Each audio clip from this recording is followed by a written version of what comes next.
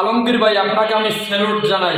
আপনি আর্জেন্টিনার ব্যাপার নিয়ে যে কথাটি বলেছেন, খুবই সত্য কথা বলেছেন। সবাই ভিডিওটা দেখতে থাকুন। আলমগীর ভাই কি বলেছে, তারপরে বলবেন যে আলমগীর ভাই সত্য বললো না মিথ্যা সেই বললো। ছোট্টবেলা থেকে আর্জেন্টিনার চরম একটা ফ্যান ছিলাম, মেসির ছিলাম ভক্ত। কিন্তু যেদিন শুনেছি আর্জেন্টিনা মানে ইসলামের দুশ্মন, সেই দিন থেকে আমি একজন মুসলিম হয়ে আর্জেন্টিনাকে বয়কট করেছি। তাই এবারের বিশ্বকাপে আমার দল হিসেবে থাকবে ইরান। আপনার দল হিসেবে কোনটা থাকতেছে কমেন্টে বলে যাবেন। আপনাকে অসংখ্য ধন্যবাদ আলমগীর ভাই। আমি আপনাকে তেমন চিনি না, তারপরেও আপনাকে আমি কিছুদিন যাবৎ আপনার অনেকগুলো ভিডিও আমি দেখেছি। তবে সব ভিডিও থেকে আমার কাছে মনে হয়েছে এই ভিডিওটা সবচেয়ে পরিপূর্ণ ভালো একটি ভিডিও দিয়েছেন।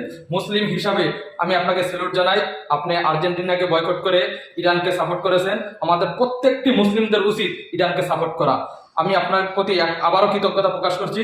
আপনি যেহেতু আর্জেন্টিনাকে ছেড়ে দিয়ে আপনি ইরানের পক্ষেও নিয়েছেন, আমাদের প্রত্যেকের উচিত আপনার মতন আমরা সবাই মুসলিম যে দেশগুলো আছে অথবা ইরানের পক্ষ যদি কেউ না নিতে চায়, মুসলিম আরও রাষ্ট্র আছে, তাদের পক্ষ নিয়ে খেলা দেখা এবং তাদেরকে সাপোর্ট করা। ভিডিওটা ভালো লাগলে সবাই শেয়ার করে দিবেন। ধন্যবাদ।